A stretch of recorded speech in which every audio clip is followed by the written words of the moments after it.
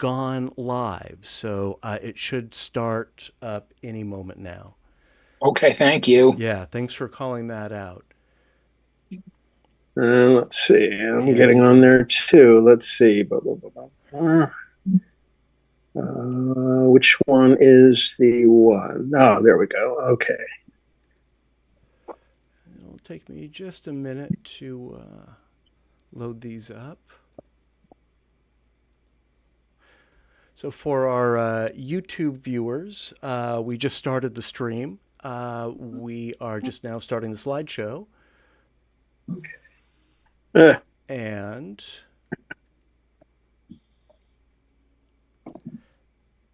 let me share my screen as well.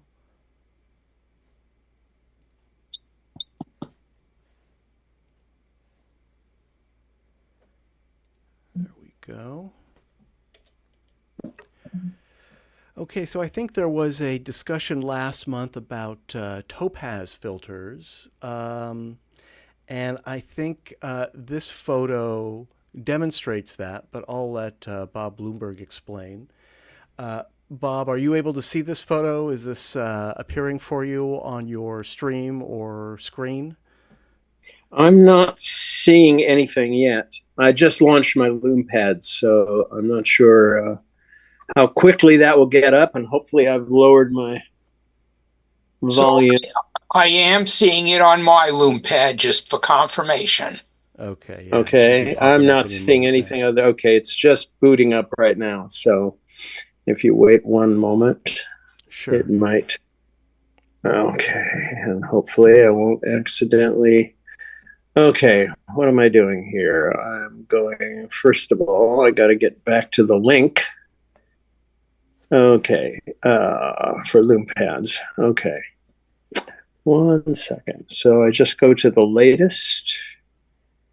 That. Allow. Okay, there we go. Okay. Hopefully I won't accidentally. Oops. Okay. What am I?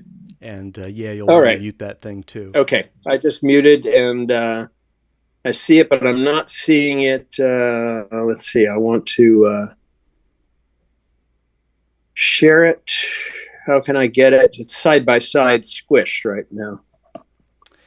Tap in the upper right-hand area of your LoomPad screen and hit the settings icon, and it'll give you a list of 3D settings. One of them is 3D half-width side by side.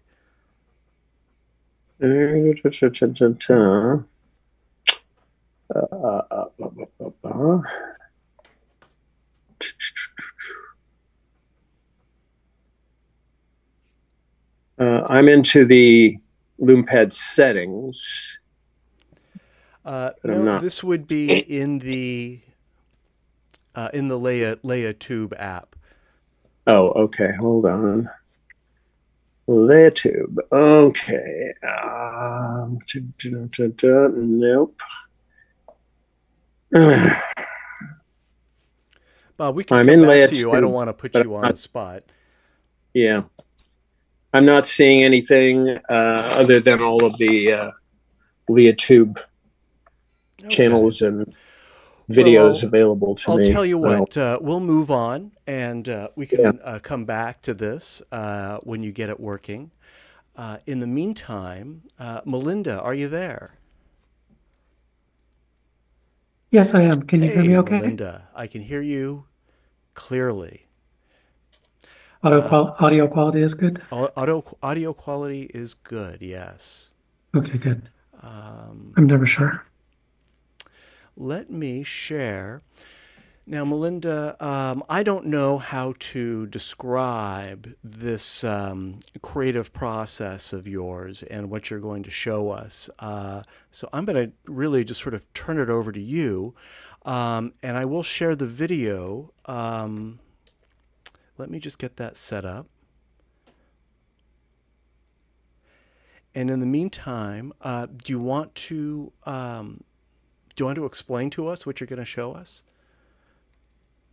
Yeah, so this was sparked by our last meeting when we were talking about ways of getting stereo out of AI renders. And although it still seems pretty impossible to for the AIs to understand stereo, they do understand uh, uh, various tracking and grabbing shots in video and can reproduce them. So it provides a kind of a backdoor way to produce stereo from AI images. And so we talked about it a little bit, and I promised to submit an image of mine that I had done this way, and then I sent you a video to share that shows what the frames were taken from, and I have a couple of other pieces that might be useful talking points. So I'm going to try this. I've just put the video in the chat for those who want to download it and view it on their screens. It's a short video, and Belinda will describe it. I'm also sharing it on my screen on Zoom. I'm not sure if you can see it. Are you able to see it? It's not moving right now. It's paused. I see it, yes. Okay, good. And I will play it, and I think it will play with a sufficient frame rate on Zoom. So I'm going to play this. Will you tell us how you created this video, which I understand you used to pull frames from to create a stereo pair? Yes, it was a multi-step process. It started with this video here was based on a single frame that I used as a starting point. That frame was from an AI video that I created quite a while ago, and so that video is sort of a fly through of this space that was based on the idea of the crawl machine from the old movie Forbidden Planet, and so recently I test drove this Luma text to video tool and fed it one frame from that video to start with. So it decided on its own to move the camera directly upwards, and so and when I saw that, I realized that it could be used to create stereo if the images were simply rotated 90 degrees. So whenever you have a camera that's moving perpendicular to its field of view in any direction, you could turn that into stereo. You're just limited in how the image can be rotated. Of course. And I think we have a stereo pair that you extracted from this video.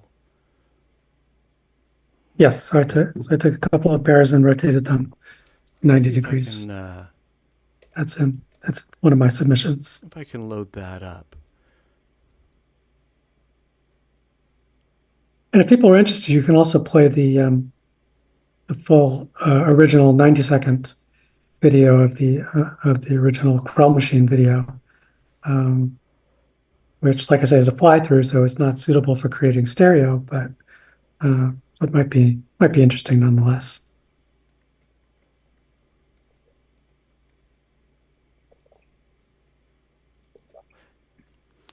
While I set up the stereo pair, does anyone have any questions for Melinda? Melinda, maybe you could tell us what tool you used to create this text to video AI. So this one is Luma. What did I call it? don't even remember what they call it. I think it's called their Dream Machine. And the company was it LumaPix or something? I forget. Oh, Luma Labs, that's it. Yeah, so lumalabs.ai. You can use it for free. It's relatively low resolution, and you just get like 5 or 10 second videos. But it's pretty neat to fool around with. You tell it what you want and see the results, and then you modify it and repeat until you get something that you like. It's a strange process doing it through text like that. It's very unpredictable, and sometimes you get really interesting stuff. Um, and the original image for this one was done with a much older text to video system, kind of a big open source project. There are a number of them. This one was called Illustrip, and it's pretty fascinating. There's people create these services on the web that allow you to use GPUs and AI generation software for free, and but that one was really complicated to use. But this new stuff, anybody can use it pretty easily. It's quite fun. Well, I have loaded a stereo pair that Melinda grabbed from this AI generated video, and the results are definitely effective. I would say eerie. So yeah, this is the rotated version. And I didn't really have to do much. There were a couple of little small errors in the stereo that I just cloned out. Did you But it instruct it to render the video with like a vertical or a horizontal parallax like that? no, that was just completely accidental that it did that type of motion at all. I don't know how to control that. I've tried asking for crabbing shots in a variety of different ways, but I haven't been able to reliably get any of these text to videos to do that. There's a bunch of different layers of control. So like the company that provides these tools, you give it your text, but then it sort of decides, it modifies your text, and some of the things it adds are sort of stylistic, which are sometimes good, but not always. So there's a number of levels of indirection between you and the results. So you just have to try, play around, see what you get, and it's kind of fun if you find a trick or a fragment of a prompt that gives a nice effect or is a useful kind of element to add. It's people share these, and it's kind of fun. Become a kind of an AI whisperer or something. AI whisperer, yes. It's not a science. I mean, it's a real art, talking to these things and trying to get something beautiful out of it, because you certainly can, but it's not at all straightforward. Well, and it's such a unique technique also. We have 2D to 3D conversions, of course, but using this technique to generate instead of an image, a video, and then to use the kind of classic technique, I'll call it, of found stereo, as we call it, taking frames out of video with horizontal, or in this case, vertical scrolling, and here you've rotated it, of course. It's a totally unique and original idea, very creative and very experimental too. And it's probably not practical for anything. It's just interesting, that's all. It's the kind of technique that only we would come up with. Yeah. Everyone else is going the easy route of buying credits on Layapix, or what is it now, Immersify. But you're doing it the hard way. You're doing it this is a very inventive way of getting an AI generated stereo pair.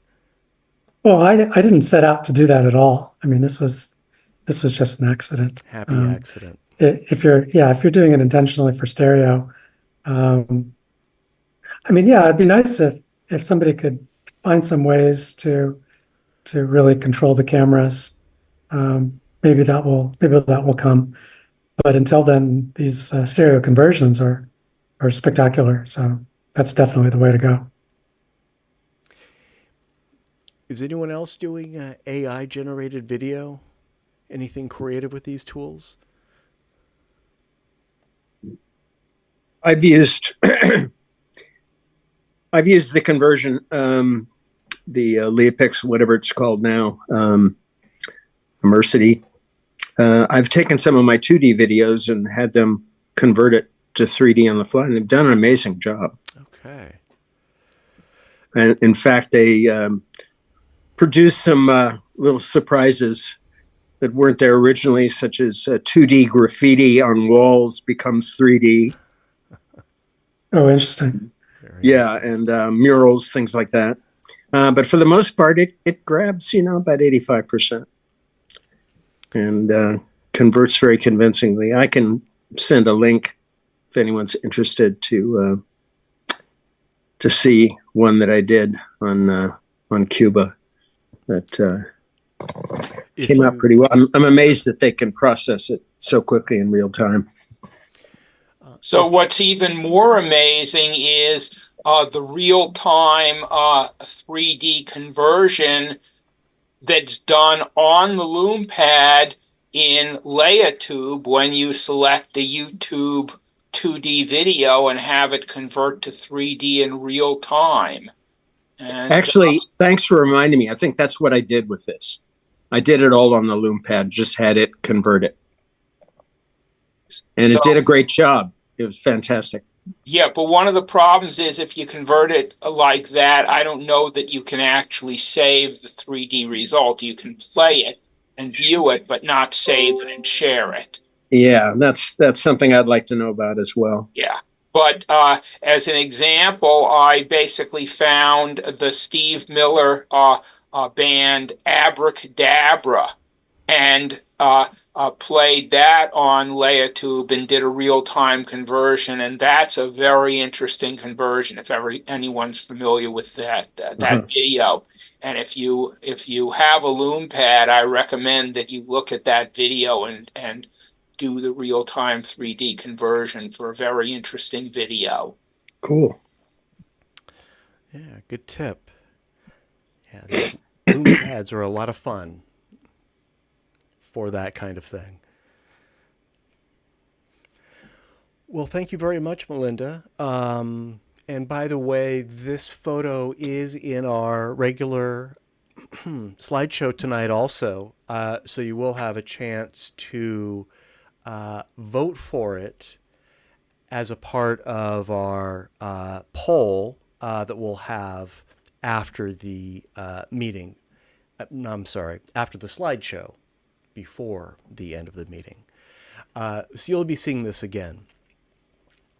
Bob, before we go to the open slideshow, are you squared away? Would you like to discuss this photo, or do you want to save it for another time?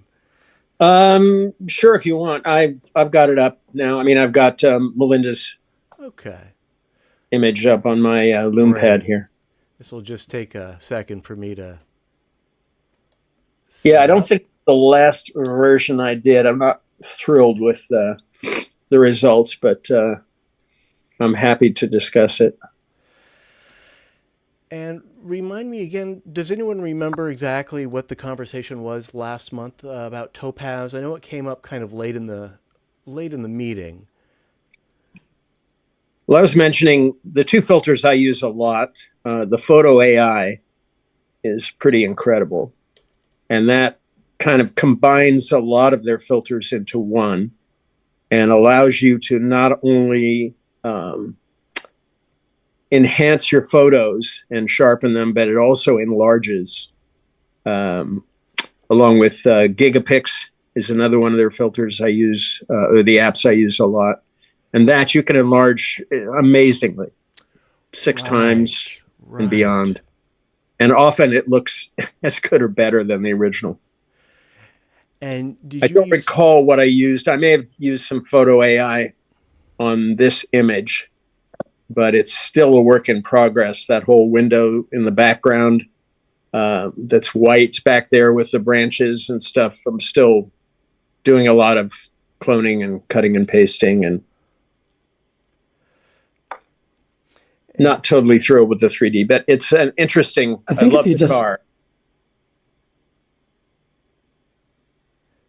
Yeah, I think if you just paint out all those branches, I think that the bright, yeah, the bright I think I white did on the later gives version. a good I was contrast. Here. Okay. Yeah, I think actually on the later version, I even toned down the white and gave it a solid darker tone back there. But I love the car, and it's all made out of things found in his grandmother's house. She was a horsewoman, and there's two table lamps in the back for the rear headlights that have horse motifs on it, and I love the toaster. There's kind of a spoiler on the hood there. Yeah, but he does some wonderful cars. They're just amazing. Yeah, that's great. Thank you, Bob. Sure. All right. I'm gonna. That's not one of our images this month. It's not. I don't know. One of I thought I'd sent in quite a few before that were kind of coming through the window, and I turned in some humorous images that I don't think made the cut last time. But there was one I thought was funny that people might enjoy, of the recycle bins that I spotted on a walk. So let me start up tonight's open. We have 19 photos tonight. It's a good number. We don't have as many contributors as we do most months, so I've done something different. Instead of randomizing the photos in the slideshow, I've kept them grouped by maker, something we do occasionally. So when your turn is up, you'll have 4 photos to share with us. And I'm going to start with one by Jay. And I can get the title for you here. It has something to do with cherries, as I recall. Cherries. I think it was just cherries. Title. Yeah. Yes. Yeah, went cherry picking like 2 months ago, about an hour away from Berkeley, and just used my cell phone to do cha-chas. Yeah, those are just around 2 p.m.-ish. Nice day. A great image quality. Yeah. So, yeah, not much else. It's came back with like 2 pounds of cherries. Did you boost the color on those at all? Straight out of the phone. Really amazing. Yeah. Yeah, Motorola Stylus. I think. Remind me of candy apples from the fair. Yeah, and good cherries.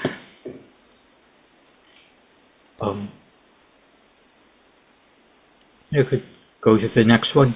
Sure. What phone did you use for that? Motorola Stylus, Sorry. 2022 version.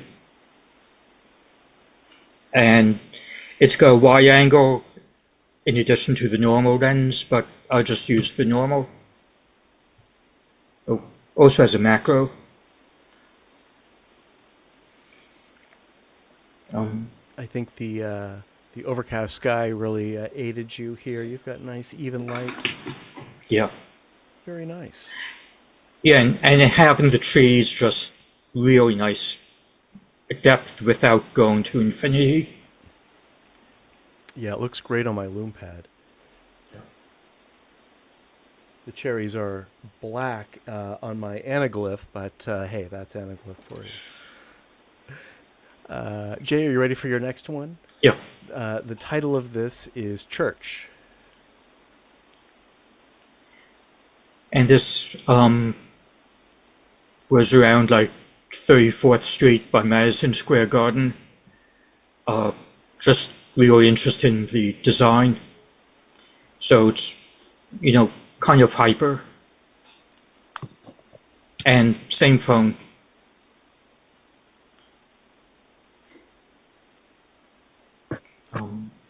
Oh, what's it got to do with capuchins? I have no idea.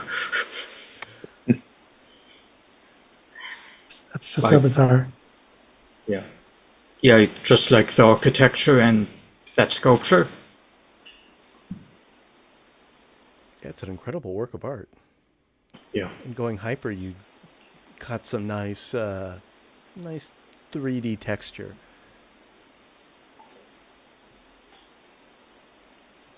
And I like the nice even light too. This was a Cha-Cha, you said? Yep. Yeah, with the same cell phone. Same phone. Very nice. And we have one more from you, and I'm very curious about how you made this. This is NYC Skyline. A very wide stereo. Yeah. Bus going to Rockland County. So this is on the Jersey side when you just leave the tunnel. And just phone out the window. Use Photoshop to eliminate, like there was a helicopter that,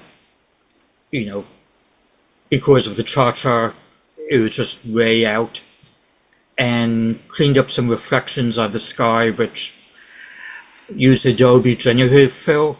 So I should probably redo it because it doesn't quite match. I boosted the contrast a bit with curves. And I think that made the floors in the sky, get accentuated.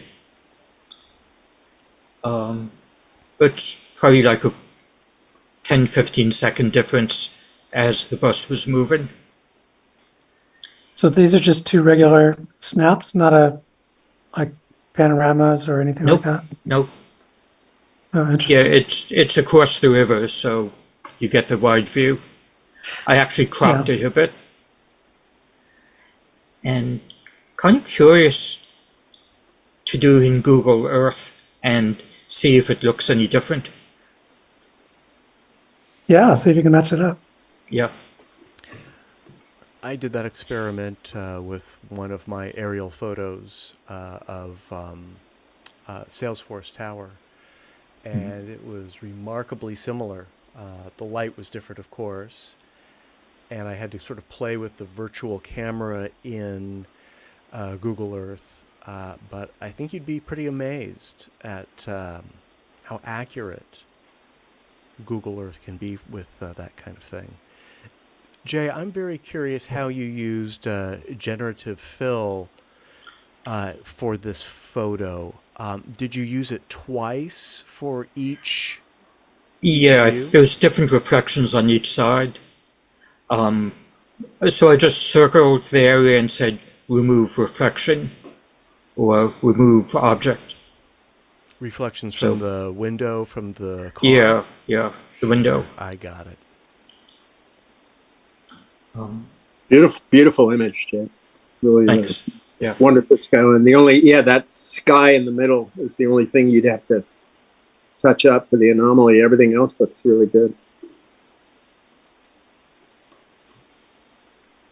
Yeah, I chopped off a lot from the bottom, other cars and things.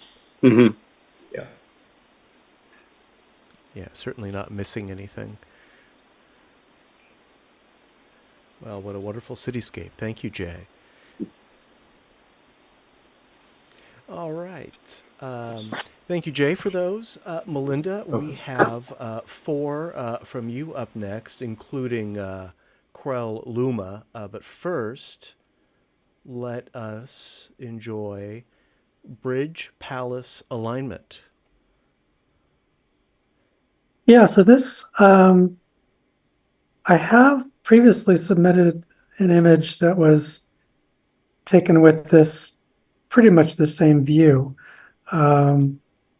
It was only recently that I saw it again from my roof during a sunset at this time of year when the sun will go behind the bridge dramatically. So it pulled both these elements together, and it was still pretty challenging. It's the long lens image separation is about 5 feet, and I was really and I had it on a tripod, but I moved the tripod as fast as I could, but even still, the sun would move noticeably during that time, which made it challenging. And it's a little different from the other bridge photo, not including the palace, but the one I've submitted before from down on Chrissy Field, because I'm so much further from the bridge at this point, and so the result is that the disk of the sun is so much larger in proportion to the bridge than when I was closer to the bridge. So that's why the sun is completely wrapping around half of that pillar. It's really the disk is really that large. And what else? So yeah, I liked the tonal quality. Just a lot of tones. Original images is very golden, but I turned it to grayscale just because I wanted to focus on the gradations and the image quality. The resolution was also pretty high, so that turned out pretty well. And it's kind of fun that you can see the figures of the women down in the lower left. That's one of the towers on the sort of, I don't know what they call those tall walls at the Palace of Fine Arts. But on top of each of the big towers, there's like there's a statue of 4 women that are all just facing each other like they're gossiping or something. It's very weird, but it's also kind of neat. And I did a little research to see what the story was about those women, and there's not a good record of what exactly it meant, but there was some people at the time believed that the design was meant to show the women grieving for the degradation of, or the loss of fine arts in the culture or in the world. So I guess fine arts was a big deal for as a concept for a while or at the time, and I guess some people were thinking that it was dying or something. Clearly didn't die, but definitely changed. And my personal feeling is that it was more almost a joke than anything to have the women facing each other instead of the standard way of having all the statues facing outward in some magnificent way. Um, I I like the idea of statues being casual. Well, this is the Palace of Fine Arts, right? So That's right. Yeah, could it was all be, about fine arts, yeah, and they at could be on their least that mind. was the discussion at the time. And the idea that they were worried that the arts were dying was a surprise to me. Well, then again, look how hard it is to get people to show up to our meetings. So it's always it's still a You make a good struggle, point. I would Yeah, say. yeah. I wouldn't call what we are doing fine art, but Oh, sure it is. it's Sure it is. It's definitely just in the different. artistic realm. I mean, we do all kinds of imagery, We do. but lots of it is meant to be um, very traditionally artistic. Yeah, that's true. We do show a lot of landscapes, Mhm. occasional still Portraits. life, a lot Yeah. of portraits. Indeed, you're absolutely right. I stand corrected. I've zoomed in a bit on the silhouettes of the sculptures, and let's enjoy the full photo again before we move on. This is remarkable. You've got that shadow, of course, that you discussed in the last photo. How long is your window of time to capture this before the sun is completely out of frame or is moved beyond the point where it's casting shadows from the tower? Yeah, it's very brief. It's probably about 1 minute. So you must have been very strategic with this. Did you plan this ahead? Did you scope this out before setting up a day before?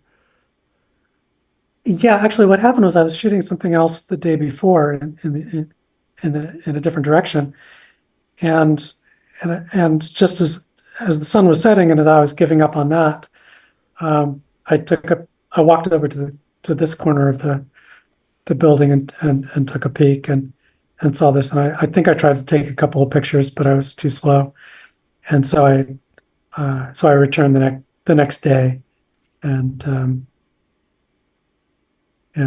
took a lot more pictures, and it was still difficult to get a good stereo pair where both images are in focus and everything.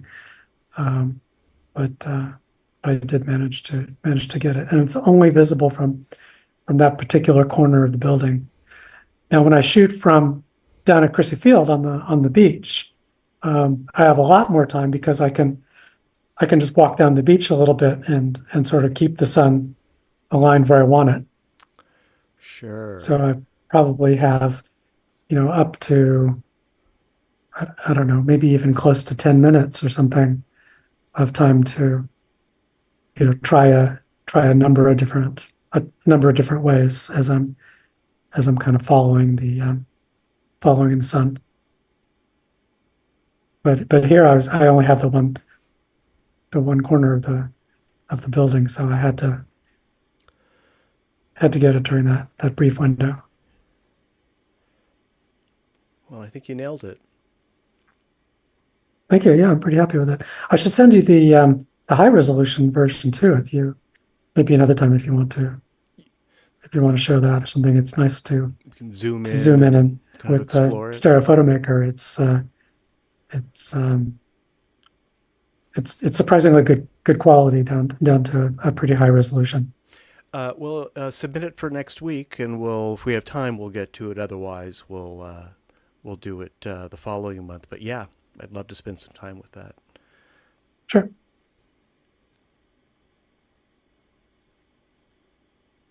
Beautiful. Thank you, Melinda. Thank you. Next is Krell Luma, which we've already discussed. Did you have anything else you wanted to share about it before we move on to your next one? No, not really. All right. The title of the next one is Pure Joy. Yeah, so this was some friends of mine in Sacramento that a very old friends of mine, and they were getting married, and we had a destination wedding, which was San Francisco, in large part because I was here and my cat was dying and I couldn't really travel anywhere for days at a time. So they were kind enough to do it here. They like the city too, and we all had a good time. But it was a several day event, and this was the main event when taken just I don't know, no more than 1 minute after they're officially married, and it was sort of sinking in that they were actually married. They kind of couldn't believe it. It was delightful. It is delightful.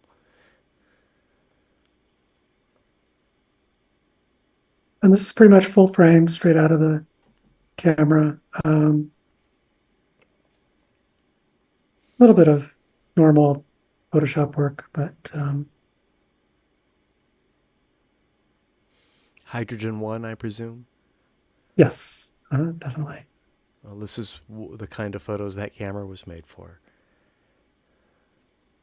Yeah, and even still, it could use a bit more depth, but it's definitely within the range it's intended for sure. It definitely helps having those trees in the sort of middle ground.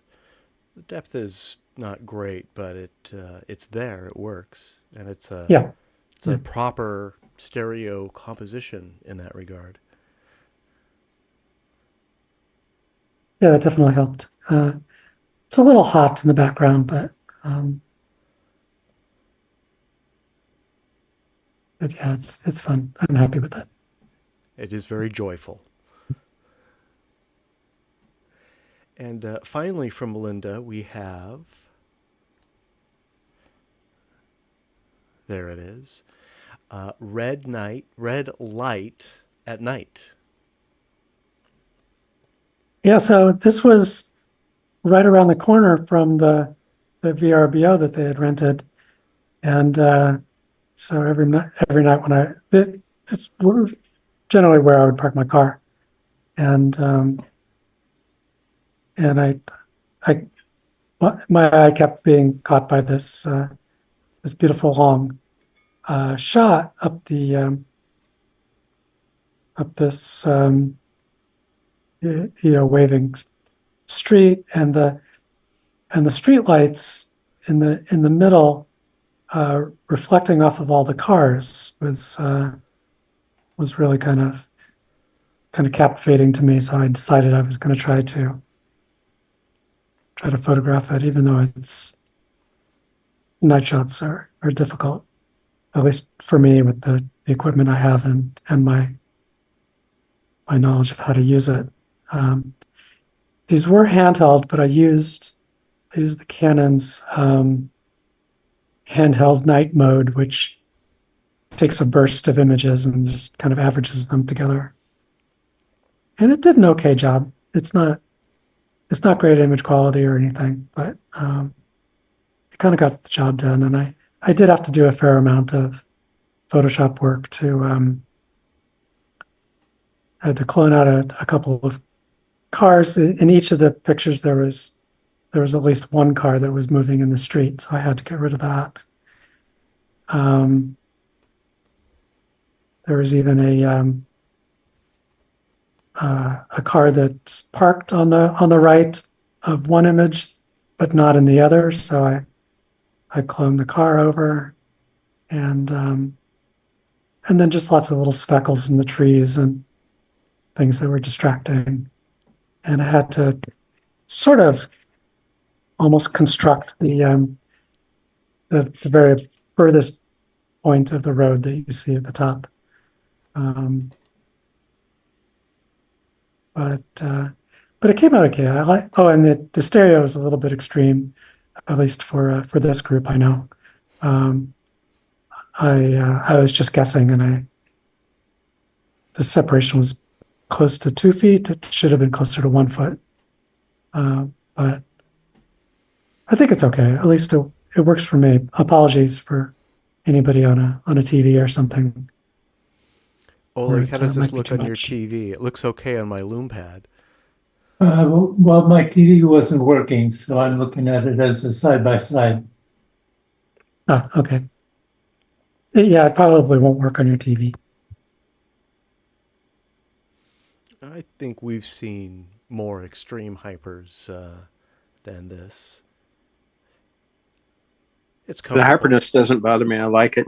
And I love the lighting. I'm getting some ghosting, however, on the loom pad of that one car on the left at the top of the hill. But The you're white saying, car? yeah, it's next to the small red light. Okay. It's just bright white, I guess. Yeah, I mean, it may just be mine. It's trying to track my face, but I'm getting extreme ghosting there. But Yeah, the Oh, loom weird. pad doesn't do great with high contrast photos like Yeah. this. I see that. but I same love the ghosting on mine. wavy street is wonderful, and the reflections on the sides of the cars, just gorgeous. And I'm getting Okay. the exact Very, same very film ghosting noir. on my loom pad. Just so Yeah. it's not the eye tracking; it's just the way the loom pad processes it. You just need Philip Marlowe narrating this one. Just nice little film noir scene. I like it. All right. Maybe I should try it in black and white then. Oh, I like the color though. The red is in a nice. Actually, I took a number of shots for each eye, making sure to get each of the different colors, not to make like a red image and a green image or whatever, but I wanted to try using like a red in one and a green in the other. But that didn't really work, and I bet you can't guess why. Why? The different colors on the streetlight are at different elevations, right? Oh, of course. So for every red reflection you get a green reflection, but they don't line up. And I couldn't think of any way to fix that. So it's I'm still working on the concept. I think it could be interesting to use the different light colors in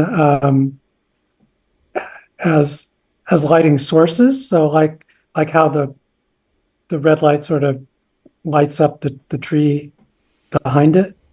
But if the lights themselves are directly visible, I think it just doesn't work. So if you were to use them as sort of like primary illumination and have them behind you, first have the red Right. light cast on your subject, and then the green light. So that might be your left eye, and then the green light, that could be your right eye. Is that what you're describing? That's what I was going for. Yeah. Exactly. Yes. Very creative. I'd originally tried that with where I'd seen that happening on some illumination on some trees at night in my neighborhood. It looked pretty interesting. I think it's got some promise, but it does not work in this situation. Now, you used your Canon DSLR for this, Yes. and I think the last one, to the bridge and the Palace of Fine Arts too. That's the camera you used. Yes, Got it. the bridge was zoomed all the way in. This one is just most of the way. Yeah. Don't you find that DSLR just a lot of fun to use? Isn't it just a great camera to operate? I don't feel I know how to use it. I mean, I get better with practice, of course, but I still don't. Still don't feel like I'm really in control. Well, you're getting something out of it. I'm getting there. Well, the long lenses, especially, I couldn't get anything from this lens for a long time. And part of it is that autofocus won't work at all. So I lose a lot of great shots that drift out of focus. Oh, we've all been there. We should have a special blurry shots, lost masterpieces. Oh, I like that. Before I move on, and Oleg, you're coming up next, I just have one observation, Melinda. I'm going to go back to Pure Joy. Great photo. My comment is, I think this is the first one of yours I've seen in a while that doesn't have a frame around it. Does it have a frame? I mean, the Am I image. missing it? No. It's very bright. I usually only add frames to images that have any substantial areas of black around the borders, and for the through the window special, I'll use borders just to make it clear where the window is. But most images don't seem to need borders if they're not one of those special cases. Understood. Okay. Thanks for clarifying. That's not the only thing I appreciated about this photo, of course, but I guess I just felt compelled to mention that. Well, maybe it could use a border. I don't think it needs it myself. Does anyone else disagree? I mean, the border is kind of busy. It might help to contain it. Don't listen to me. It's fine. I as sometimes is. find the borders distracting. I mean, I definitely appreciate the Pure Joy one without the border, but one like this night scene, which is a really great picture. I mean, it has a lot of contrast, but the white border really jumps out at me, and I'm trying to imagine what it would look like without. I mean, there's plenty of bright highlights, so it's not terribly distracting, but I have tried borders a little bit, but in general, I don't really like them. I can't really articulate why, but I would say put them on when you think they need it, but most of the time I don't know that they need it. That's pretty much how I feel.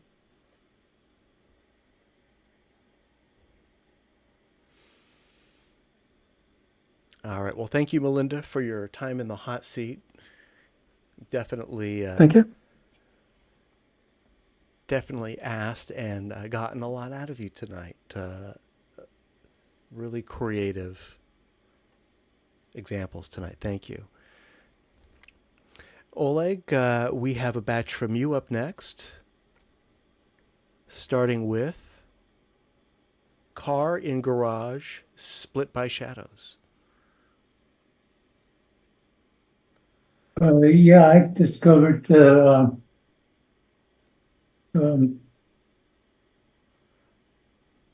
I discovered these garages are good because even though they're maybe private property, nobody ever kicks me out of them. Usually, if I'm in the mall or something like that, the security people come over and say, "Can't use professional camera here." They allow phones, but not real cameras. Anyway, this is the um, yeah, parking garage at the gee, my brain doesn't work. Of the Kaiser Hospital in Marin County. I love the symmetry. The shape of the space is such a Yeah, nice box. I like it that the shadows aren't real. They're not actually objects, but they supersede the car, which is an actual object.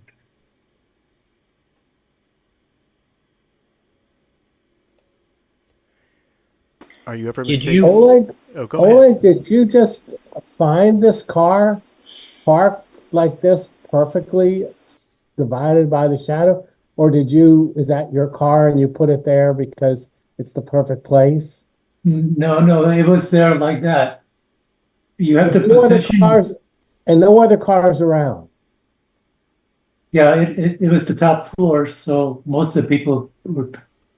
The reason I get these shadows is it is the top floor. If you get downstairs, it's not so pretty. Oh, I know, it's amazing.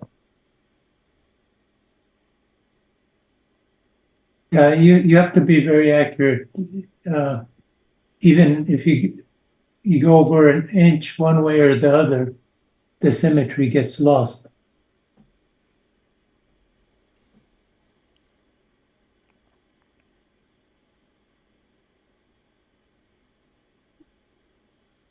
Yes, very nicely composed. Thank you, Oleg. Next, let us look at rear entrance to fruit processing plant. Yeah, this was originally intended for next week's in through the window picture, but I had overflow, so it's ended up in regular. I like the picture had too much depth when I saw it on the TV screen, so I brought the rectangular objects there forward, put the window at the fence line, and used the border to place the window.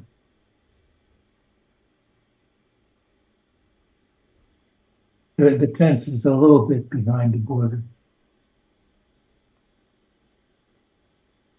I like the way it can peek on the right third. You can peek deep into the picture between the tree and the edge of the fence. Oleg, would you say this photo would be too hyper without the frame? Yeah, it was. But this frame, I guess, well, it certainly eliminates a lot of the portion that is coming through the window, except the portion that you want to keep, of course. I like the text gives a reason for the frame.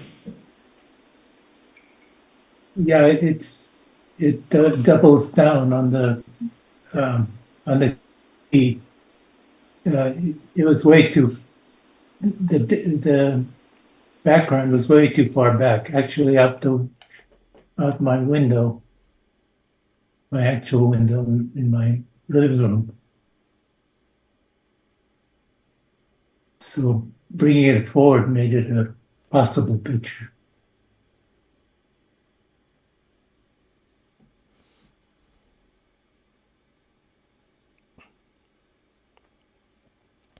And then you've got your in-picture frames happening also, right? With those cypress trees, with that fence gate. I see a lot of those are all about just a little behind the window in this version. Before they were almost a background.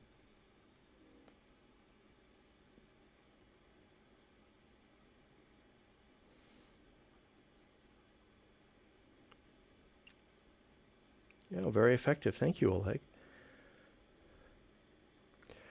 Next from Oleg is Smoky Morning at Silver Lake. Yeah, this is another one I was intending for through the window for special. But it's the same deal where I put the lettering at the window and allowed the program to jet out of my TV. I don't know if you can see that effect if you look at a smaller picture on a phone, say. But it's supposed to come at you. I can see it pretty effectively on my screens. Yeah, I'm just looking at it on my computer monitor, and it's a pretty dramatic effect. I was just fantasizing what it would look like if the part that jutted out actually cast a soft shadow. Mm. I don't know if you've ever considered doing that to accentuate the part that jumps out from the picture plane. Yeah, that's an idea. No, I didn't think of it.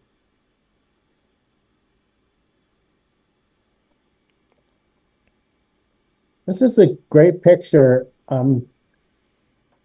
It's a really evocative picture that, forgive me for saying so, I think the dramatic effect of jutting out is hurting the serenity of this picture. I think it's a great picture just without doing any tricks to it.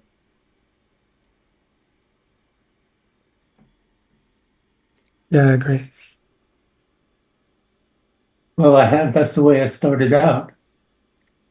But on my TV here, the big TV, the background is too far back.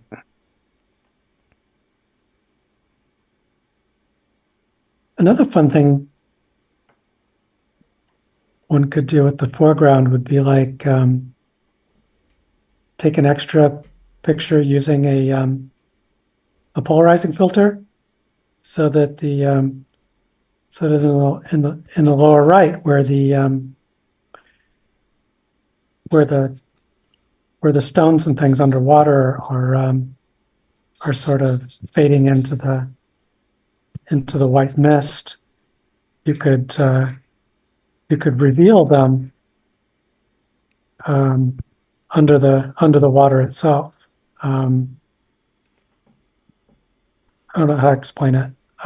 So like the corner is cut off, and you could make it so that cut only really cuts away the water, but leaves the rocks underneath visible below the bottom of the image. Does that make sense? I don't know. Having trouble imagining that. It could be like two layers essentially. So you've got the layer that we're looking at here, and then the layer of the floor of the lake without the water. And you could have them both in their correct locations, and then with a clever border, you could sort of remove part of the top layer, so that you could look directly through to the bottom layer. Sort of like Gray's Anatomy pictures, No, never mind. It's just a concept that I think could work. You definitely have a concept. I think you're just going to have to steal it and use it for yourself. But your concept would involve taking additional photos with a polarized lens to reveal more detail under the water. Is that what you're saying? Or Right. are you going for that effect? Well, I could easily do that by brightening it,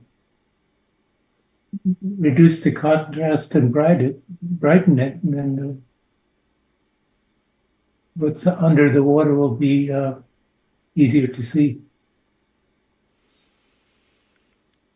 Yeah, I don't know if that would work out as well. I mean, my suspicion is that for this picture, a polarizing photo will make it look like the water is almost gone. I like the reflection. Welcome, Tor. Hello. Hey. Sorry I'm late. So glad you could make it.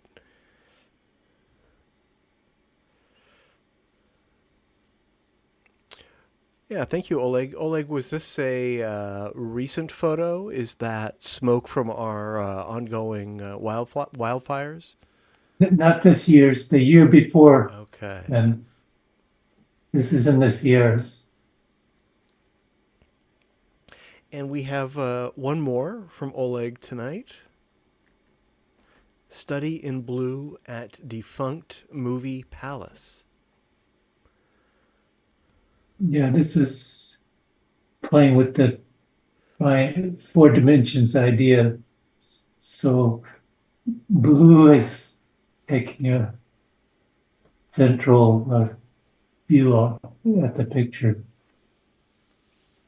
Blue sky and the blue ground.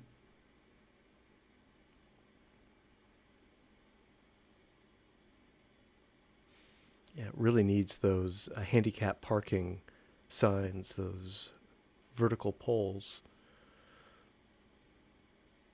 They really make this one for me.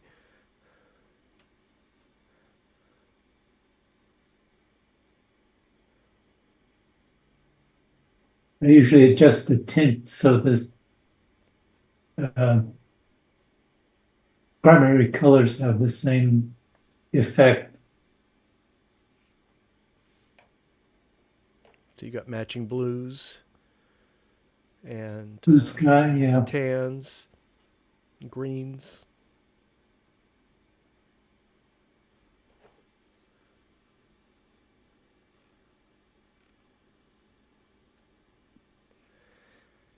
Yeah, thank you, Oleg. Do you recall the name of this this former movie theater?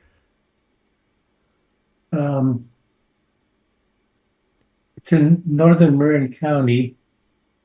No, I wouldn't be able to dig that out. No, Sadly, might be in it's the title. It's the cinema up beyond Northgate. Yeah, quite a bit north of Northgate. It's called Smith Ranch Road. Yeah, exactly. I had no idea they'd closed. So sad. Yeah. indeed.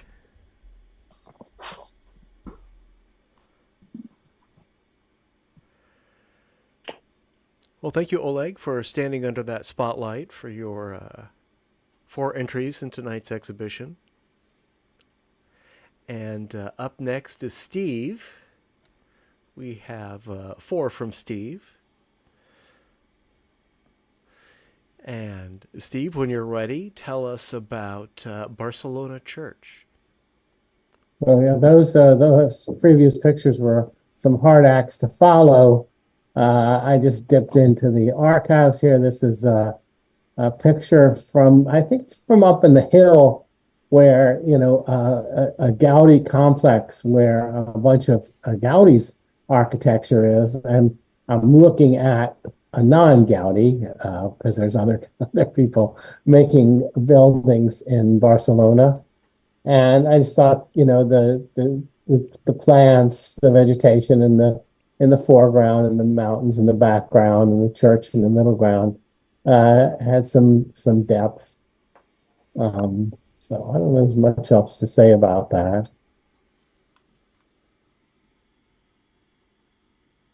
Are you from a balcony or a hillside here? Having trouble hearing. Are you shooting from a balcony or a hillside here? What's the vantage? Yes, there's this complex. I can't quite remember the name of it, but there's a lot of it's a whole sort of a housing complex that Gaudi designed. We took a tour of the whole thing, and there's a lot of there's like these high walls that you can walk along. The kind of a wavy wall. I have other 3D pictures of that that I've shown in the past, and so I think that I'm up there shooting. Yeah, shooting from a hill and then on a wall is what I think this is. I mean, it's from many years ago. It's from about 5 years ago. So my memory's a little foggy.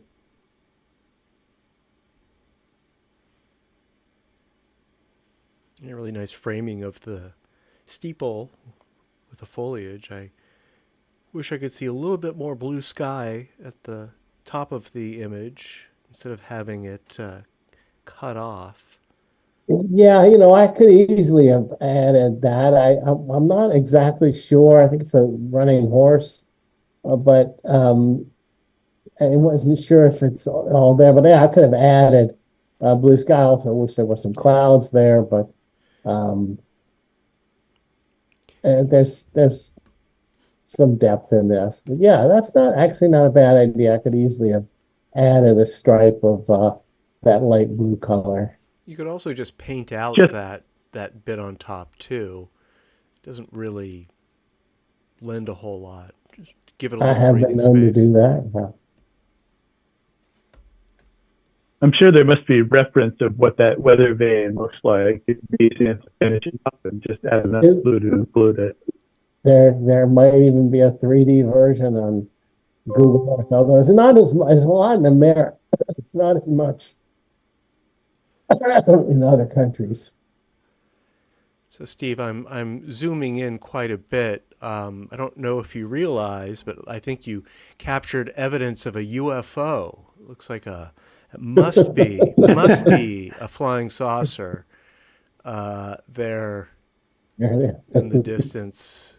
Yes, and they're very common in Barcelona.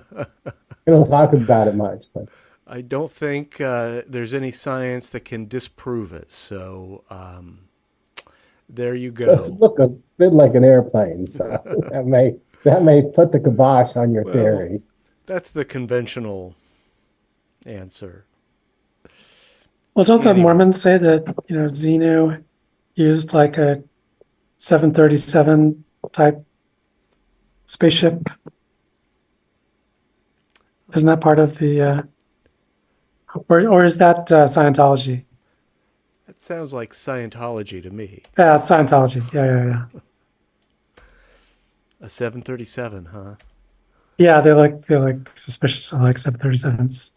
Okay. Well, we all should be suspicious of 737s.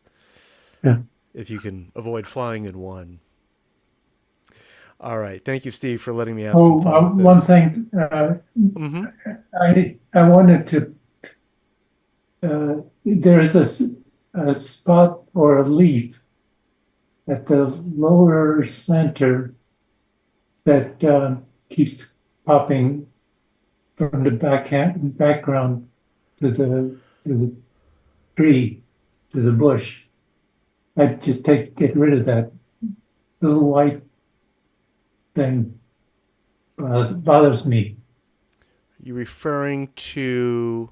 No, go down. Down more? Down more toward the center. There. That one. It's a leaf, but virtually all other leaves are black, and this one's white. And when you look at the picture, it's a little confusing to the eye. It wants to be in the background, but then it pops into the foreground where it is.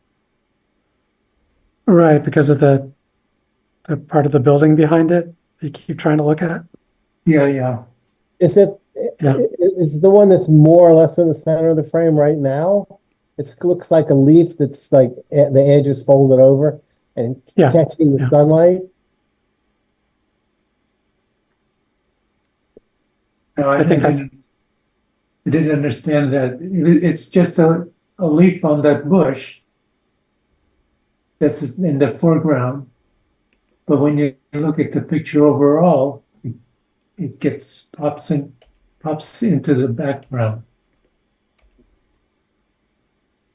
Does your cursor work? Because I'm not sure if I'm I think he's saying looking at- yes. I think the answer is yes. That's the leaf he's talking about. Oh, okay. I guess I don't see it, but yeah, if it's distracting, I should look into it. Well, when you look at the building behind it, it catches your eye, and you have to pull your focus all the way back to make out what it is. So it's definitely distracting. I've added some tools on my Stream Deck here. Stereo Photomaker tools, auto align, turn the grid on and off, crop. I'll see if I can add a tool that'll allow me to circle or highlight specific things in an image so that we're all able to see the same thing. I'm sure there's a built-in tool. I just need to add it to my my command deck here. So I'll look into that. That would be helpful. You could use the crop tool just for the crosshairs that it puts on the screen, so you don't have to actually Yeah, there it is. perform a crop or anything. So something like. You got close to it. So can you see now? For those who are, actually, I can do this on the YouTube stream. Yeah, well, that's the one I thought he was talking about. Yeah, that works. All right, there you go. Okay, You now found it. now I got to play with this, so everyone gets to watch me. Okay, so that kind of works. Thank you, Melinda. I'm gonna look for a way to make that stick. Okay, but I can see what you're saying. It looks like it could be part of the building, so it could be distracting for me. I mean, I can see that it's part of that branch, so it doesn't bother me. But I mean, it certainly wouldn't hurt to take it out. It's not like I'm in love with that particular leaf. All you'd need to do would be the color of the white part the same green as the rest of the bush. That would be a one trick to do, yeah. Or I could just color the whole thing, the color of the building, the orange. I'd look for coloring them as part of the building. Yeah, and even Photoshop's what is it, that erase tool, the Band-Aid tool? Same thing. Yeah, same thing. The healing brush. Healing brush, thank you. That's useful for when the things are small enough. It's usually plenty good enough. And even if they're a little bit larger like this, it's often better than leaving it alone. So anything that I find distracting like that, I usually just immediately remove. All right.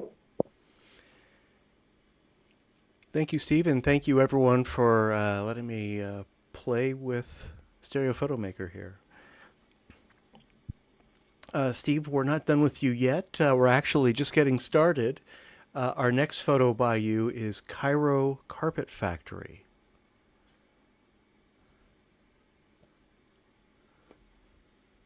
Yeah, so moving to another part of the world, Egypt. I've got some 3D videos from here, and also some other pictures, and just found this pretty colorful and obvious. There's some depth, and there's just a hint of sadness in the story, which is these basically kids forced to work in this factory, although they were always smiling.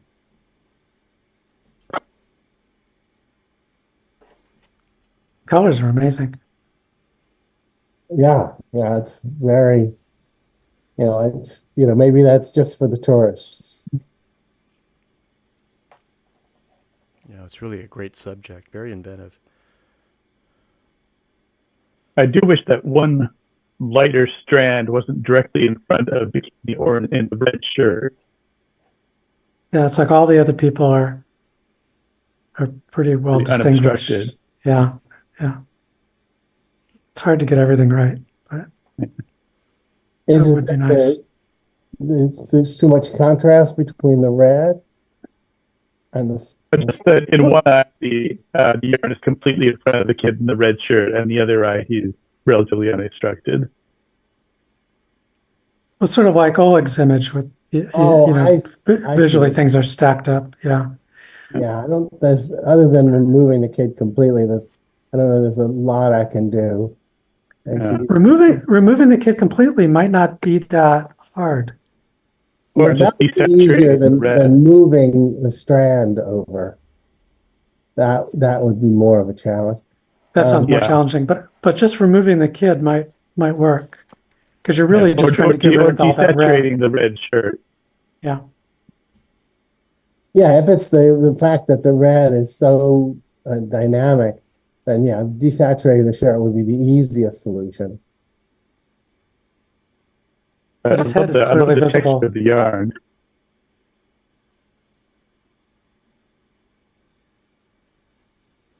It's a good shot. I think it's worth a little work. All right. Steve, this has got to be a Thanks. W3 shot, right? Yeah, I can tell definitely just looking at it.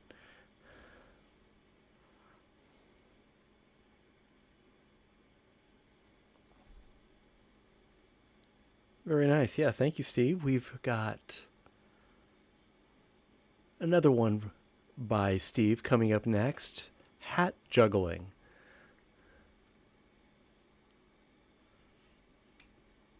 So I've got two. This one and the one after this will be not great pictures, but it's a way of promoting a show in San Francisco called Dear San Francisco.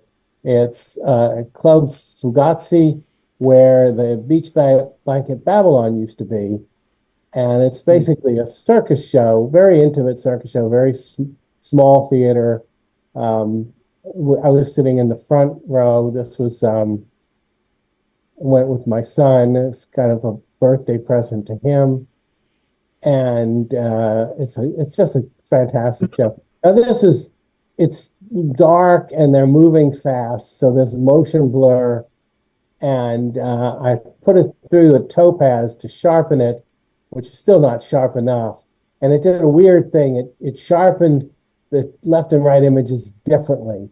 And then I had to do a lot of work to get them closer together. So the topaz sharpening, at least in some circumstances, is not the ideal solution for 3D. Sometimes I've done it before, it's worked better, but I think just because there was so much motion blur. How do you process these photos in Topaz? Do you give it a stereo pair or do you give it individual left-right photos? It's just as you see it here. I give the side by side. Okay. And processes them together, which I thought would give it a better chance of doing the same thing.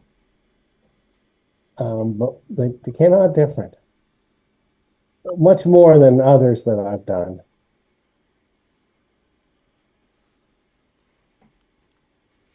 But yeah, Topaz uses some sort of AI to put details that are not in the picture. Right.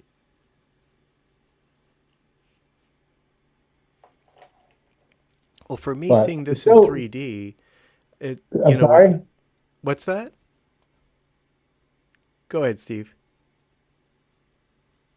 Yeah, I mean, it's just an opportunity to alert people of this show. It's really great. And they let you, I mean, all the seats are the same price. So you can sit right in the front, which I do recommend. Although they come into the audience, they do a great Diablo routine where they throw it from the stage to the back of the theater and catch. If you don't know what the Diablo is, it's you have a stick with a string on it, and then kind of a yo-yo, a oversized yo-yo that you catch in the string, and it's pretty amazing what they can do. If you have it handy, Steve, put a link in the chat to the show. Oh yeah, I'm sure I can Google it. And I was just going to add, with the kind of resolution enhancing effect that looking at a stereo pair gives you, to me, it's still soft in stereo, but it's got enough detail, especially in the face of the hat juggler standing on the shoulders of the man below. For me, I can see enough of the eyes and the smile, the expression, that I'd call this a success. Well, thanks.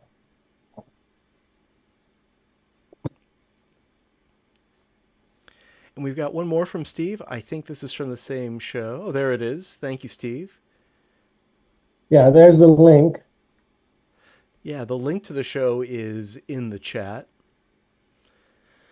clubfugazisf.com. And this photo, which I presume is from the same show, is called Parasol Spinning. Yeah, I'm sure you've seen these kind of acts. It's pretty amazing what these people can do. And the show is quite diverse. There's poetry in there. A lot of these performers are also musicians and play, and people who come to the show write on cards what they like about San Francisco, and they pick their favorite ones, and they read them aloud. It's quite a wonderful show. They talk about, there's one routine that's a detective story, and they talk about the beat poets who wrote in San Francisco. So really, it's a great place to bring your tourist friends, people visiting. I don't have much to say about this one. I think this has better depth than the hat one, and I did not have to process this one. This didn't go through Topaz.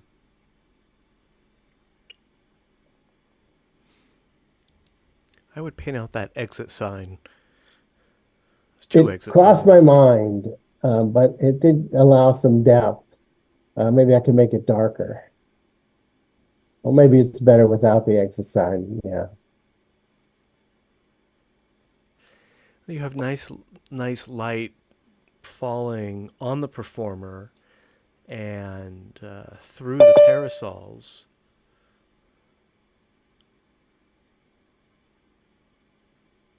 It's nice.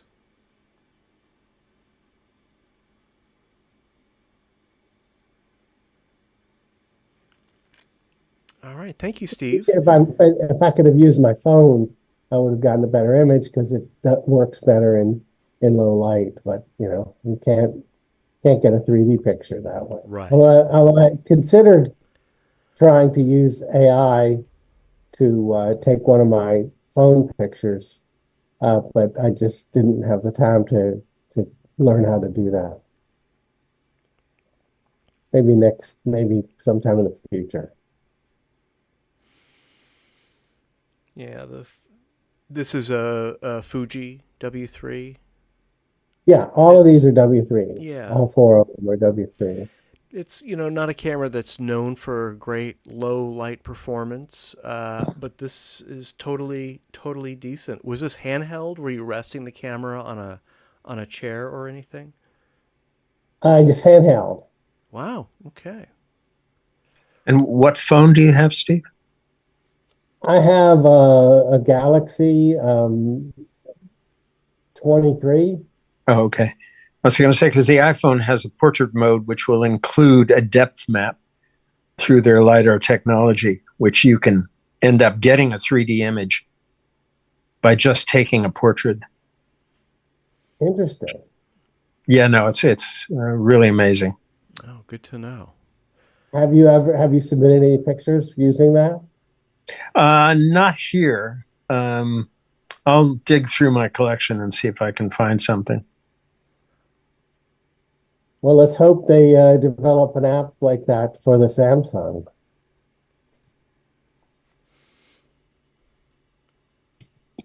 The Samsung might I mean, they have LiDAR, might multiple be able to lenses. generate a depth map. Mine has, three lenses similar to the. So it should be able to do it. If there's a function there that utilizes the two lenses, because I know with the portrait mode, you can also change the focus after the fact.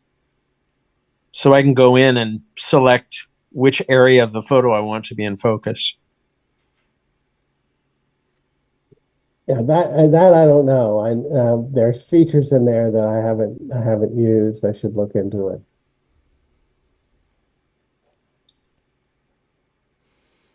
There may be some stuff online on the 3DCon website. I just returned from the conference and they had several workshops, and one workshop was on that very thing, different apps and ways of using mostly iPhone, but also Android phones for capturing 3D in various ways. Oh, cool. Yeah, you'll have to give a report. Was that in Kansas City? That was in Wichita. Okay. Yeah, it was over 10% of the attendees got COVID. Oh, Oh, that's Oh, awful. Yep. Yeah. so I mean, there was, I think I'm number 18, Oh, yeah. according to my sources.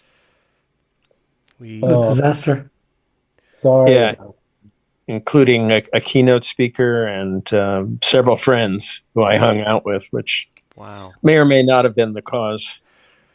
Yeah, there is a Well, summer Super surge. spreader event. I'm glad I didn't go. I wasn't really planning on going, but I was thought about it because my brother lives in Kansas. Yeah, it was very worth going. I mean, it was nice to see friends and some great workshops. And but again, I'm not sure. It could have been from people traveling in airports that brought it. Well, you're a superstar there, so of course you were going to go. Oh yeah, right, yeah. Well, I have to have an autograph signing session, and keep the paparazzi at bay, and just Right. Everybody's there it's just a full-time to meet you. yeah, right. Well, thank you, Steve. Oh yeah. We've got just a few more. But there may, These are all by, I'm just going to add that there may be some. I'm sure there are some materials online from the workshops that you may be able to access, and I think it could be helpful. I'll look through my stuff as well. Yeah, that would be great. Sounds cool. Yeah, I've just myself only recently started exploring depth maps. It's very That would be very interesting. yeah. I'd tool. love a workshop if you Yeah. wanted to do one. All right, we just have a few more, and these are all by me. The first by me is Exploring Skull Cave. I've shown quite a few cave photos these past few months, and I promise you this is the last one. This is from a caving trip that I took at Lava Beds National Monument a couple months ago, and I like this one for a couple reasons. One, I want to emphasize that these caves have a lot of natural light. They have skylights. They have wide openings. This is fairly deep in the cave, but there's enough light, and my cameras, I shot this with my twin Sonys, are on a tripod, to capture this with great exposure, I think. These two people, I don't know who these people are, had sort of momentarily paused, so there's no blurring in their motion. And I think it's got good depth. The only other thing that I'll emphasize is just how improperly people dress for caves. I've mentioned this many times.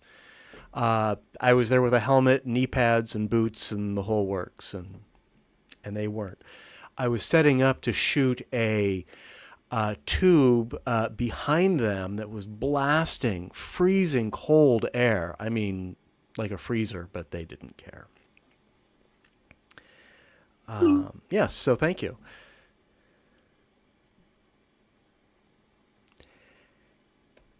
And this next one I'm kind of on the fence about, but it's a composition technique that I want to explore. This is sort of along the lines of what Oleg is able to accomplish. And what I'm sort of going after here is setting up different frames, different quadrants of the photo, each with different composition telling a different story. I think this one would be better if the light were reversed, if it were darker day and there were lights in these stalls. But hey, I'm just starting with this technique. Why didn't you center the bridge between the two? Well, this was, I wanted to get it head on. And this was really the only angle, the only position where I wouldn't be shooting them with a noticeable angle. I wanted that sign to be, well, as centered as possible. I probably could crop this a little bit to center it even more. So I was sort of going for the sign rather than the bridge.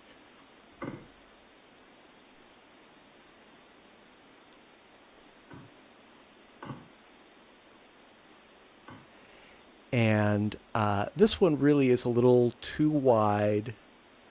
This would have been much better with a hydrogen 1, which I have, but I didn't have on me. But I thought I'd try it anyway. It's a nice scene. I think it's got good balance. I wouldn't try this on a TV. But it's acceptable to me on my loom pad. I don't know. What do you guys think? Is this too extreme? Fine on my TV.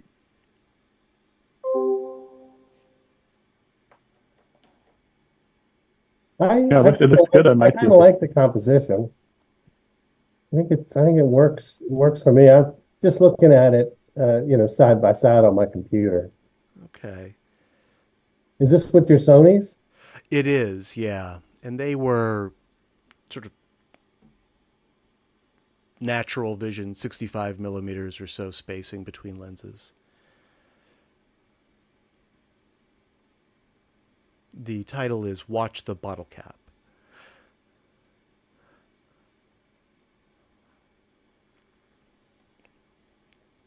Yeah, I like this a lot. It's a very nice composition. Well, I'm glad I threw it in. I was on the fence about this one also. Everybody's just very nicely placed. It's very sculptural. And this one's really kind of a lucky shot because I was holding the cameras above my head. I couldn't really see what I was capturing until I got home. I like you've got 3 different people's feet in the frame. Yeah, I was just noticing that sandaled foot. That's nice. She's stepping out front. So who's the mark here? And who's the plant? Right. There's got to be a story that we can't see.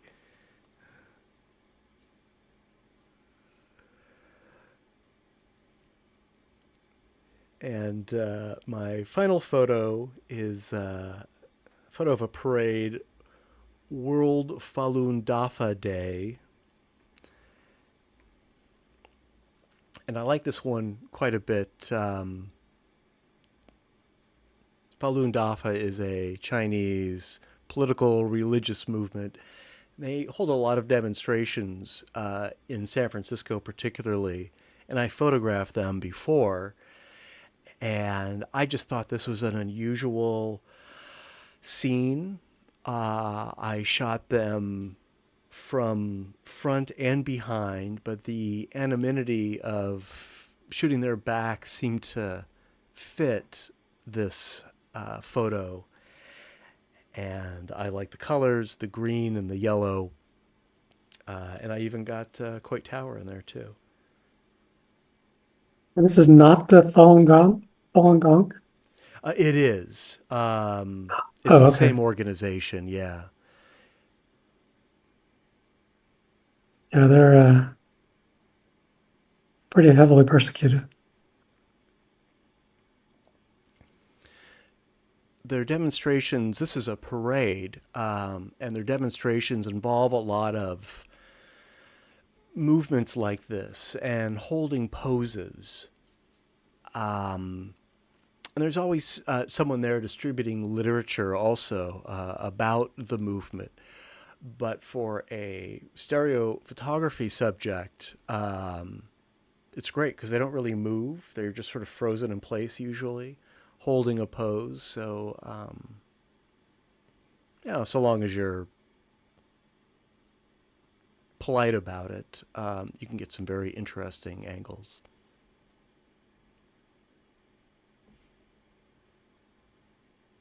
It's nice that you got them all arrayed in columns like that.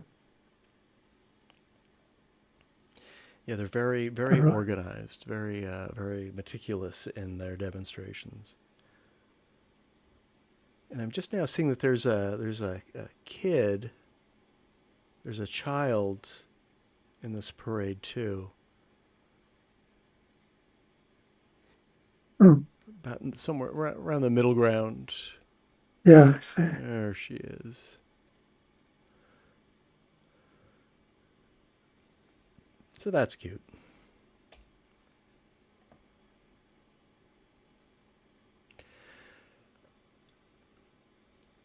All right. Thanks. Well, thank you, everyone. That concludes the slideshow, but we're not done yet. So don't go anywhere. What we'd like to do now, for those who can, this is optional, but we'd like to get our feedback on which photos are the most recognized. And this isn't a competition, of course, but we all want to know which photos drew the most interest. If you go to the link shown on the screen now, you can use your phone or tablet with that QR code also. This will send you to tonight's straw poll. Let me go there myself because I haven't voted yet. And you can select your top 3 photos from tonight's slideshow. I'm going to go through the slideshow again. I'll spend just a few moments on each one just so that we can refamiliarize ourselves with them. I'll say the title as well. Some of you may have already voted. You can vote during this slideshow or you can vote after. I'm going to go through them right now, and then we'll spend just a minute or two to let our participants make their selections. Does anyone need more time to pull up the poll before I go through the photos again? Sounds like we're ready to go. I'll show this link at the end of the slideshow as well. So tonight we had Cherries by Jay,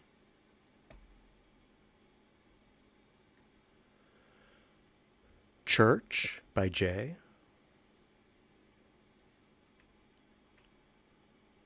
NYC Skyline by Jay.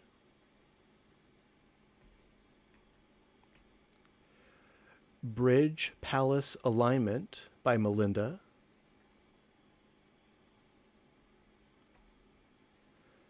Krell Luma by Melinda.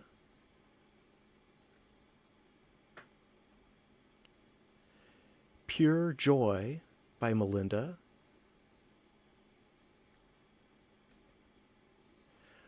Red Light at Night by Melinda. Car in Garage Split by Shadows by Oleg. Rear Entrance to Fruit Processing Plant by Oleg. Smoky Morning at Silver Lake by Oleg. Study in Blue at Defunct Movie Palace by Oleg.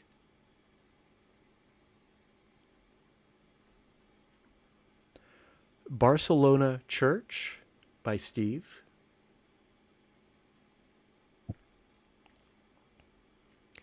Cairo Carpet Factory by Steve.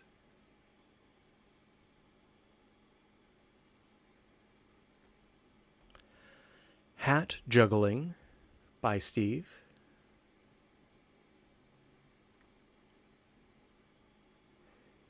Parasol Spinning by Steve.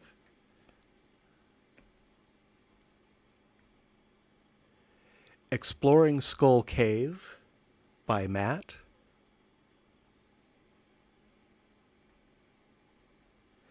Ferry Building Farmers Market by Matt.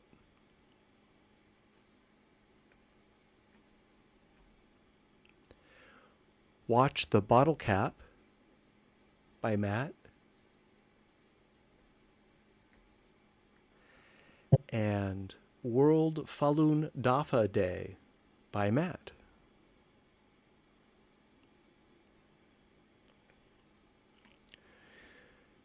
Would anyone like to see any or all of those photos again?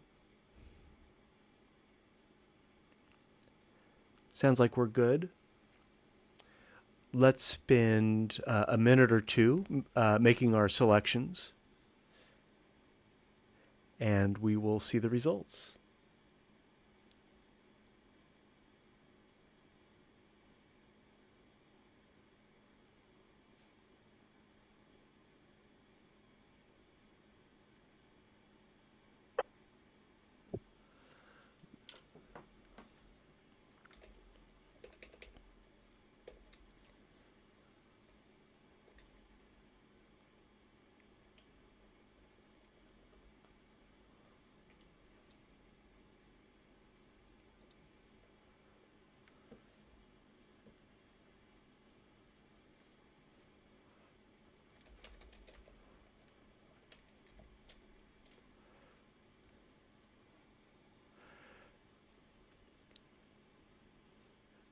All right, that's been a few minutes. Does anyone need more time? Looks like all the votes are in. Let me share the results.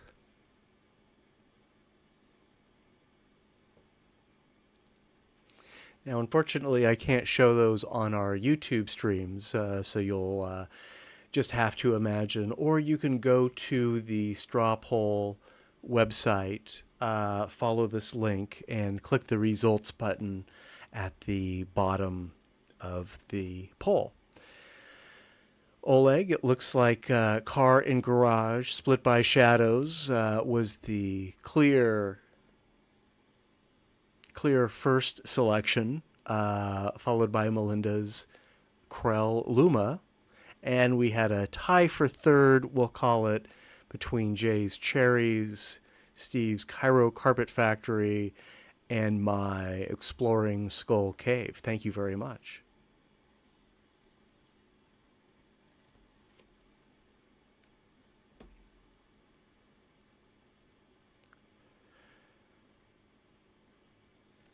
All right. Well, that went remarkably smoothly tonight. I want to repeat myself for those who missed my announcement. When I sent out the meeting reminder yesterday, I thought it would be a good idea to combine our 2 monthly meetings for August into one. And that was before I realized how much great stuff we actually had tonight. And so I'm glad I didn't. Otherwise, we would have been very rushed. And we really wouldn't have gotten as much out of the slideshow as we would have. So we will be meeting again next week, whatever day that is, the 13th of Tuesday. The topic, it's a special, Through the Window. And I know some of you have submitted special stereo photos for next week. If you haven't, you still have plenty of time. Please get them uploaded by Sunday, the 11th. Is that what it is? I think so. Yeah, Sunday the 11th. And by the way, if there is a photo that you submitted that you realize you'd like to make a change to and resubmit, that's fine. I'll grab the latest one and be sure to use it. And reminders again also, and this information is in the chat, we have Jay announced that the Coney Island 3D photo contest has been extended until August 31st. So stereo photographers here who have photos of Coney Island, and I'm looking at you, Steve, please participate. We have a new meeting reminder email sign-up form on the website if you want to be reminded about our meetings. And the member handbook has been updated, and I encourage everyone to give it a glance. Before we call it a night, does anyone have anything they would like to announce or share? Well, if you like pop-out effects and like the Marvel Cinematic Universe and like breaking the fourth wall, I recommend Deadpool and Wolverine. They throw a lot of stuff at the camera, especially opening credits. They actually smash the letters. They throw one character gets thrown at the other one and into the letters. So that's my kind of stuff. Yeah, that's my kind of stuff too. It's definitely worth the 3D, it sounds like. And it's still playing. I think it's actually in its 3rd week in 3D, which is almost unheard of. Yeah. At least at the Hilltop. That's where I think.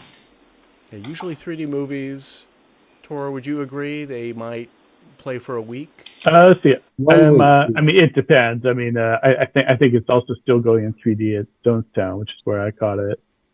I don't know if the Grand Lake has it in 3D or not. And then I don't know if this was mentioned earlier in the meeting.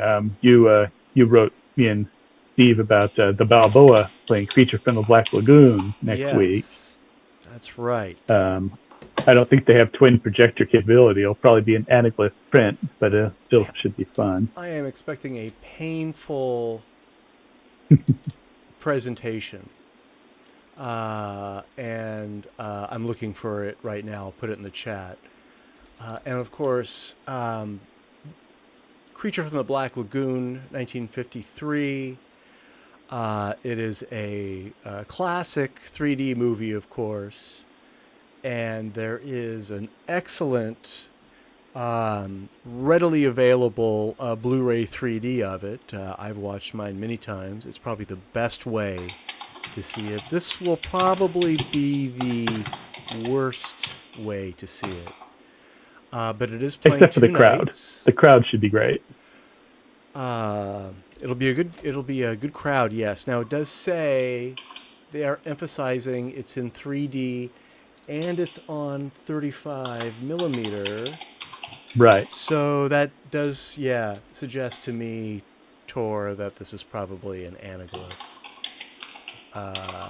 presentation.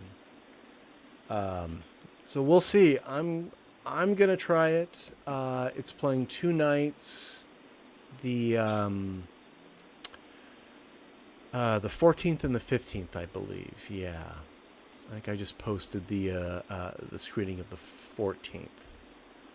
One thing, if anybody's interested in Tilt 5, it's on sale now.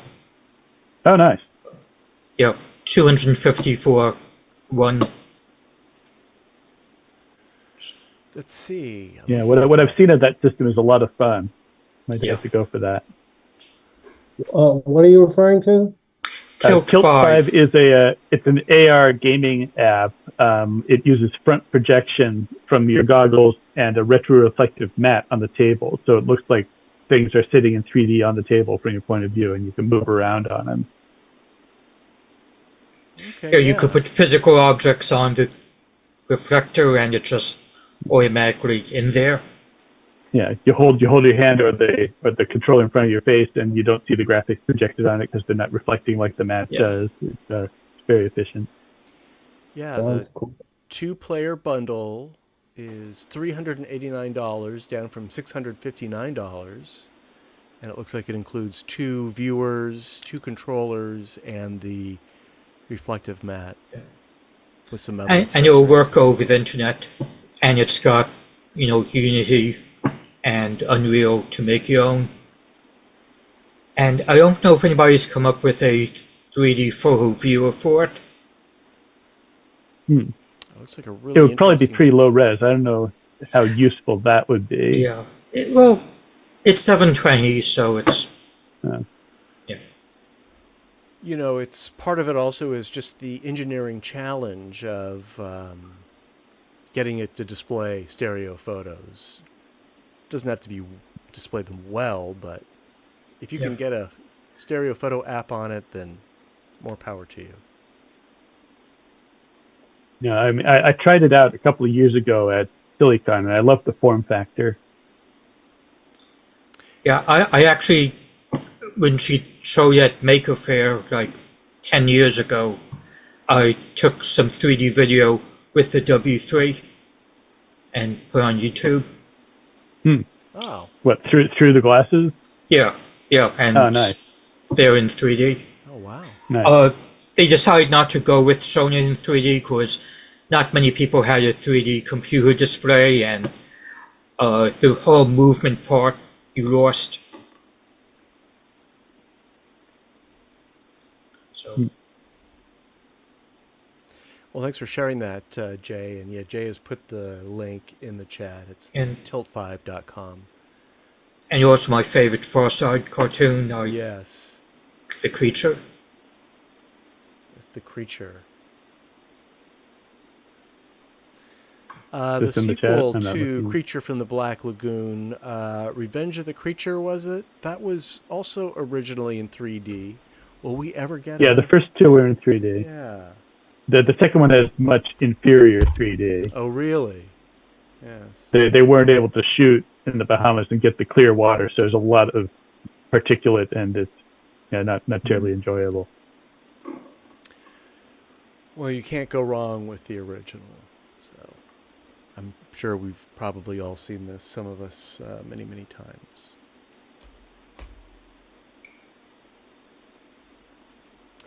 Well, thank you for joining us tonight. I think that will conclude tonight's meeting. We'll do it all again next week. Submit your photos if you have more to share. And with that, I will say good night, and we will see you next time. Thank you all. All right. Good night, everybody. Night. Yeah.